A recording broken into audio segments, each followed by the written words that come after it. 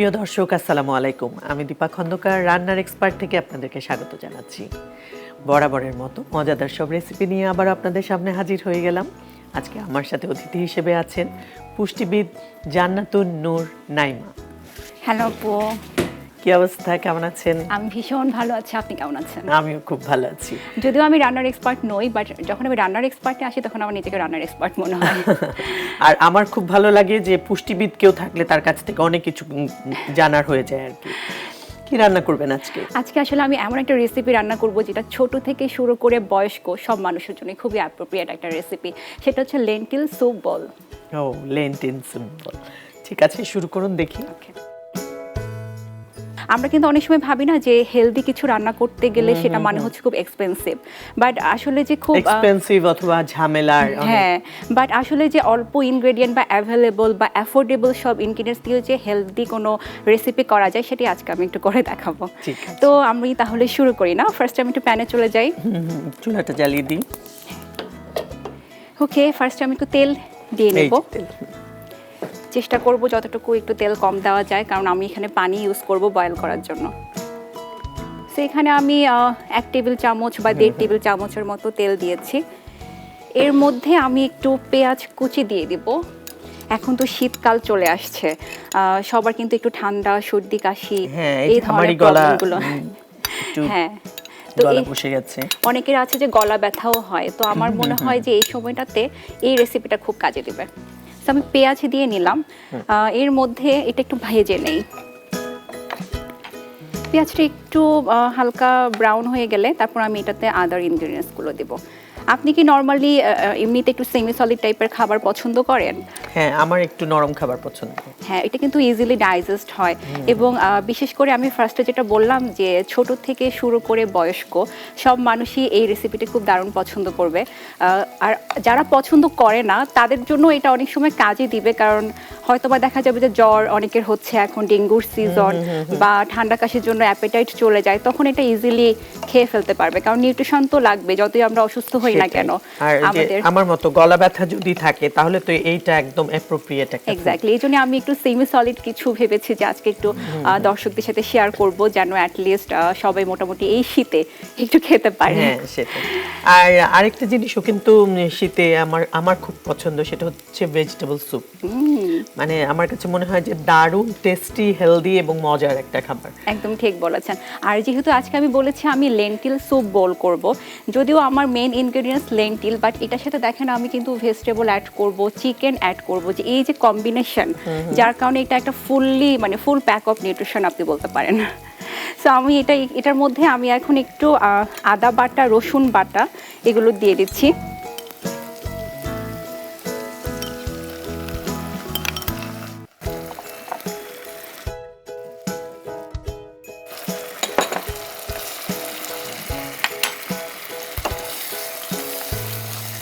আদা, রসুন, পেঁয়াজ এটা একটু যেটাকে আমরা সবসময় বলি যে একটু কষানো, যেটার উপর আসলে রান্নার টেস্ট অনেকটাই ডিপেন্ড করে। একটু কষিয়ে নিচ্ছি। রান্না কিন্তু যত একটু টাইম নিয়ে করা যায়, মশলার হ্যাঁ ব্যালেন্সিংটা যতটা আসলে করা যায় ততটাই খাবার কিন্তু খেতে টেস্টি হয়। আমরা তো আসলে সবসময় হেলদি চিন্তা করলেও হবে না, একটু টেস্টের কথাও চিন্তা করতে হবে, কারণ এমনিতেই যখন কেউ অসুস্থ হয়ে যায় বা যখন কারো অ্যাপেটাইট থাকে না তখন কিন্তু তার খাবার এমনিতেই টেস্ট লাগে না। তো এখন এর মধ্যে আমি একটু আমার প্রোটিন এনিম্যাল সোর্সের চিকেন কিউব করে রাখা আছে এটা দিয়ে নিচ্ছি।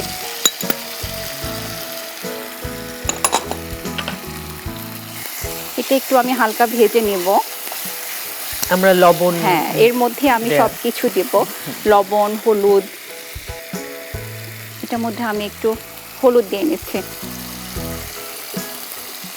হলুদ কিন্তু শুধু যে আমাদের খাবারের টেস্ট বাড়ায় তা কিন্তু না, খাবারের কালার বলেন, এবং হলুদের মধ্যেও কিন্তু অনেক ধরনের অ্যান্টি অক্সিডেন্ট রয়েছে, আমাদের অনেক ধরনের মেডিকেল প্রপার্টিস রয়েছে যেটা আসলে হজমে খুব সহায়তা করে। এবং এই হলুদের সাথে যখন আমি এই যে গোলমরিচ দিয়ে দিব তখন এটা ডাইজেশনটা আরও বেশি স্মুথ হয়, প্রপার হয়। তো আমি একটু গোলমরিচ দিয়ে নিচ্ছি, এটার ফ্লেভারকেও বাড়িয়ে দিবে, খেতে খুব দারুণ লাগবে, এবং পাশাপাশি আমার যে হলুদের কার্যকারিতা সেটাকে এটা এনহ্যান্স করবে।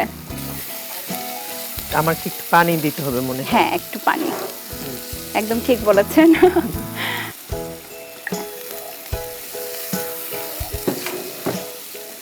এর মধ্যে আমি এখন একটু লবণ দিয়ে দিব, এটা টেস্ট অনুযায়ী। তবে আমার মনে হয় একটু অল্প লবণ খাওয়াই ভালো, যাদের হাইপারটেনশনের প্রবলেম রয়েছে তাদের জন্য ভালো কাজ করবে। আর সবসময় একটু আসলে লেস সল্ট প্র্যাকটিস করাই আসলে ভালো। এটা তো একটুখানি আমার কষানো হয়ে গেল। এর মধ্যে এখন আমি একে একে আমার ভেজিটেবলগুলো দিয়ে দেব। ডালটা কি আমরা আরো পরে দিব? হ্যাঁ, ডালটা আমি বয়েল করে নিয়েছি এবং রাইস যে চালটা সেটাও আমার একটু বয়েল করা, সো আমি একটু পরে দিব ওগুলো। আগে আমি ভেজিটেবলটা দিয়ে নিচ্ছি ক্যারট। ক্যারট তো আসলে সবার খুব পছন্দের একটা ভেজিটেবল। এটার মধ্যে ভিটামিন এ রয়েছে, কে রয়েছে, যেটা আসলে আমাদের হেলথের জন্য, আমাদের ত্বকের জন্য খুব ভালো কাজ করে। এর মধ্যে আমি আমার খুব পছন্দের একটা ভেজিটেবল বরবটি দিব। এখানে প্রচুর ফাইবার রয়েছে এবং এটা আসলে গ্রিনটা এনে দিবে আমার রান্নাটার মধ্যে, রেসিপিটার মধ্যে। তো দেখতে কিন্তু খুব ভালো লাগছে এবং খুব অল্প সময়ে হয়ে যাবে। সো এখানে আমি এটা দিয়ে নিলাম। আমি এখন আমার যে মেইন ইনগ্রেডিয়েন্ট, যেটা আমি বলেছিলাম যে লেন্টিল স্যুপ বল করব, সো আমার এই যে লেন্টিল, এটা আমি দিয়ে নিচ্ছি। এটা আমি আগে একটু বয়েল করে নিয়েছি। কেউ কিন্তু ফ্রিজে এভাবে বয়েল করে রাখতে পারে যদি কারো হাতে খুব কম সময় থাকে, তাহলে ঝটপট রান্নাটা হয়ে যায়। আর নয়তো যদি কেউ একটু হাতে সময় নিয়ে রান্না করতে চায় তাহলে এভাবে করলেও হবে, মানে কাঁচা দিলেও হবে ধুয়ে রেখে। দেখতে কিন্তু ভালো লাগছে, তাই না? আর আমার কিন্তু চালের পরিমাণ এবং ডালের পরিমাণটা সমান ছিল, সো মানে এই রেসিপি থেকে আমরা প্রচুর পরিমাণে প্রোটিন পাবো, কারণ প্লান্ট সোর্স দিয়েছি, অ্যানিম্যাল সোর্সের প্রোটিনটা অ্যাড করেছি। কম্বিনেশনটা আসলে খুব ভালো হয়েছে, সাথে ভেজিটেবল আছে। রাইসটাও দিয়ে নিলাম।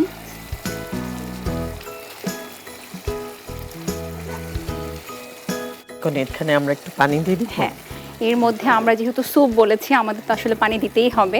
খুব লিকুইড একটা খাবার হবে এটা। সো আমি এটাকে ঢেকে দিচ্ছি, তার মধ্যে এটা আমার খুব দ্রুত বয়েল হয়ে যাবে।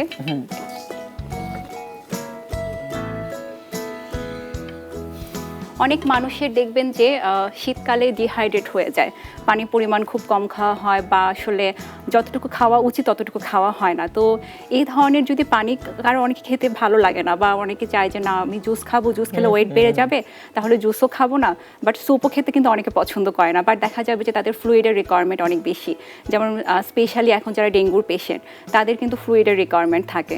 সো এটা যদি একটু সেমি সলিড ওয়েতে তাদেরকে দেওয়া যায় বা আরেকটু পানির পরিমাণ বাড়িয়ে যদি একটু স্যুপ আকারেই তারা খায়, যেহেতু টেস্টি হবে, আমার মনে হয় যে যারা অন্য কিছু খেতে পারে না তারা অন্তত এইভাবে করে তাদের ফ্লুইড ম্যানেজমেন্টে হেল্প করতে পারবে আর কি। নাইমা, আপনাকে পেলেই তো আমার অনেক অনেক কোশ্চেন থাকে, অনেক কিছু জানতে ইচ্ছে করে, সব সময় জানতে চাই ওয়েট লুজের জন্য কি করতে হবে, কি করতে হবে। আজকে সেটা একদমই জানতে চাইবো না, আজকে ওয়েট গেইনের ব্যাপারে জানতে চাইবো ওয়েট গেইনের ব্যাপারটা। যারা ওয়েট গেইন করতে চায় তারা আসলে কোন ফুডের উপর বেশি জোর দিবে?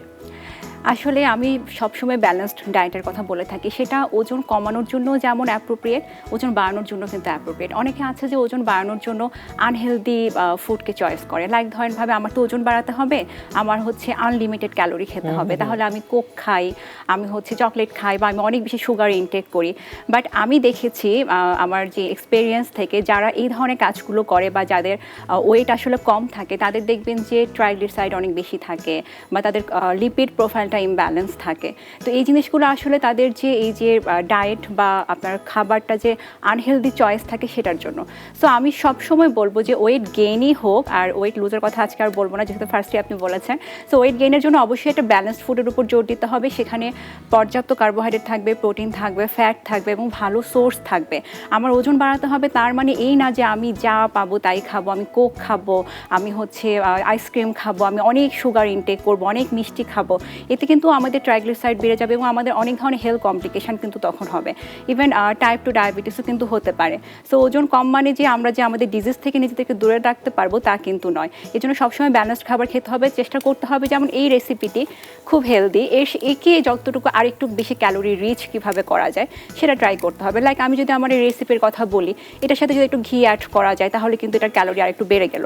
সো সে যেহেতু কেউ ওজন বাড়াতে চায় এই রেসিপিটার মধ্যে একটু ঘি দিয়ে খেতে পারে, বা এটার মধ্যে যেমন লাস্টে আমি একটু ডিম অ্যাড করব, এটার প্রোটিন সোর্সটাকে কিন্তু আমি অনেক বেশি হাই প্রোটিনের একটা রেসিপি করে দেখাচ্ছি। সো এটাও কিন্তু ওয়েট গেইনে হেল্প করবে। তবে যেটা সবচেয়ে ইম্পর্টেন্ট সেটা হচ্ছে পরিমাণটা কি পোরশন। important? এক্স্যাক্টলি, আমি এটাই বলতে চাচ্ছিলাম, পোরশনটা হচ্ছে এখানে ইম্পর্টেন্ট। তবে এখানেও একটা ব্যাপার আছে, এই পোরশনটা ডিপেন্ড করবে আপনার ওয়েটের উপর। ধীরে ধীরে আপনাকে পোরশন সাইজটা বাড়াতে হবে।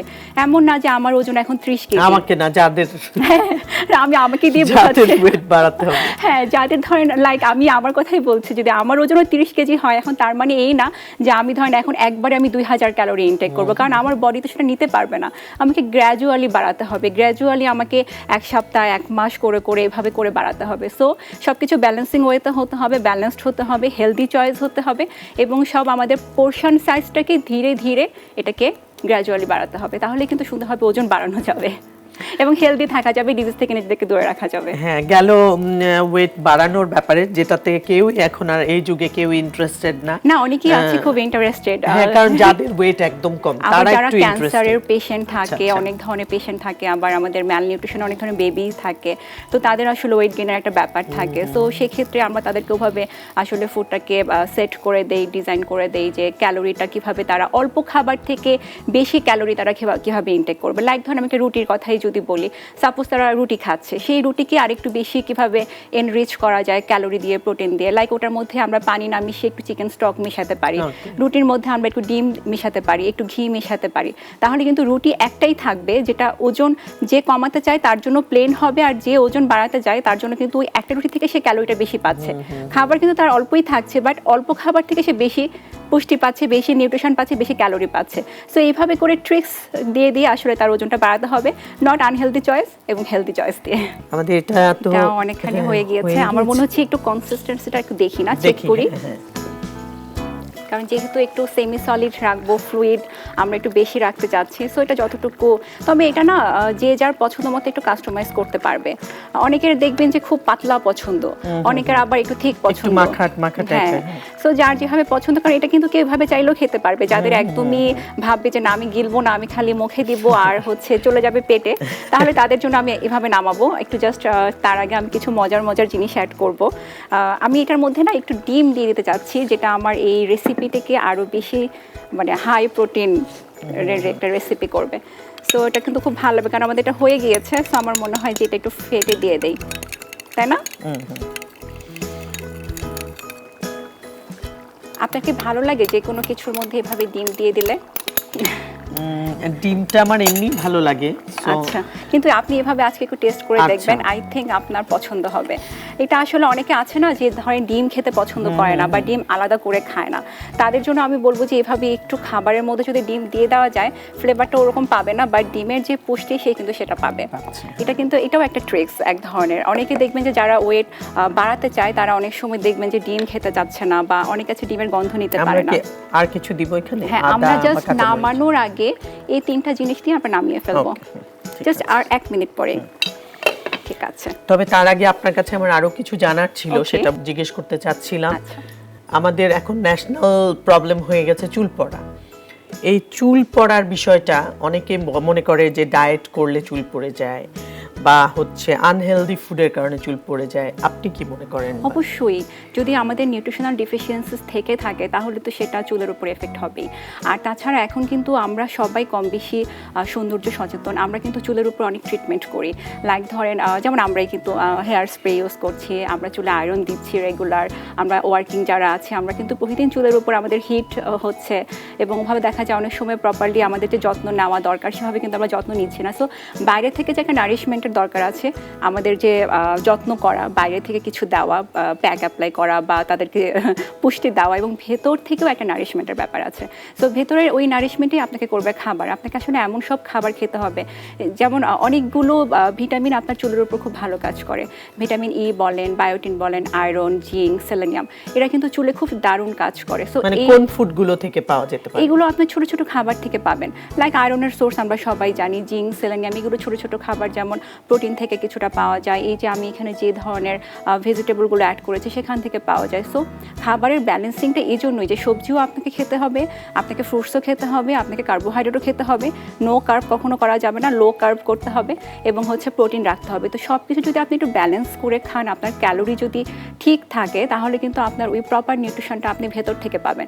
সো বাইরে থেকে একটু যত্ন, ভেতর থেকে একটু পুষ্টি, সব কিছু মিলে চুলকে খুব সুন্দর রাখা যাবে এবং চুলকে আসলে ভালোবাসতে হবে, চুলকে বেশি টর্চার করা যাবে না, এটা করতে হবে। সো আমার মনে হয় এটা হয়ে গিয়েছে। আমি এটা নামানোর আগে এই যে এই জিনিসগুলো দিব যেগুলো আসলে গ্রিন হবে এবং এটাকে সুন্দরও করবে, মজাও করবে। আমি একটু কাঁচামরিচ দিয়ে দিচ্ছি, কাঁচামরিচের ফ্লেভার কিন্তু এখানে দারুণ লাগবে।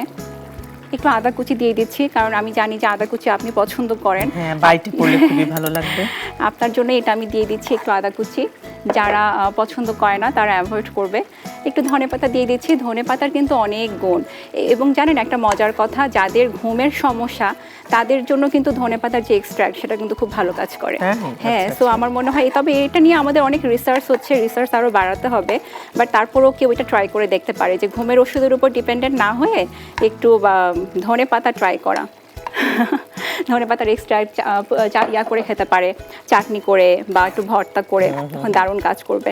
আর যেহেতু ভিটামিন সি দিয়ে দিয়েছি, আমি এখান থেকে ভিটামিন সি পাবো, ফাইবার পাবো, অ্যান্টিঅক্সিডেন্ট পাবো। তো বেশিক্ষণ রাখবো না, এখনই আমি নামিয়ে ফেলবো, চুলাটা নিভিয়ে দিচ্ছি। কেমন লাগছে আপনার রেসিপিটি? চমৎকার, দেখেই লোভনীয় মনে হচ্ছে না? শুধু শুধু কিন্তু খাওয়া যাবে, কোনো এক্সট্রা কারির কিন্তু কোনো দরকার নাই, কারণ এর মধ্যেই সবকিছু আছে। ইজি, ঝটপট, একদম ফুল প্যাক অফ নিউট্রিশন, যেটা বলছিলাম। আমরা সার্ভ করে ফেলি। ওকে, সো আমি সার্ভিং এ চলে যাচ্ছি, বেশি দেরি করব না।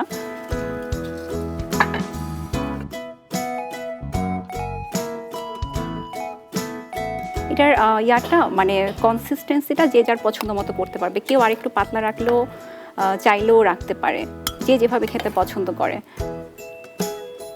তবে আমার এটার ফ্লেভারে আমার মনে হচ্ছে এটা খেতে দারুণ হয়েছে।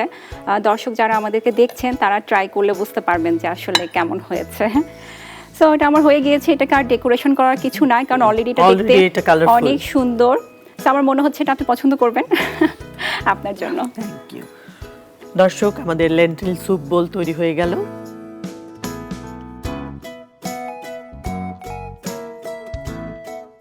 নাইমা, অনেক অনেক ধন্যবাদ আপনাকে এত মজাদার এবং হেলদি একটা রেসিপি আমাদের দর্শকদের সাথে শেয়ার করার জন্য। আপনাকে অসংখ্য ধন্যবাদ। আমার বরাবরই ভালো লাগে আপনার সাথে গল্প করতে করতে রান্না করতে। এবং নাগরিক টিভি দর্শকদেরকে অসংখ্য ধন্যবাদ যারা এতক্ষণ আমাদেরকে দেখছেন। আশা করছি আপনারা অবশ্যই বাসায় এটা ট্রাই করবেন, পছন্দ না করলেও ট্রাই করবেন, এটা কিন্তু খুবই হেলদি। অনেক ধন্যবাদ।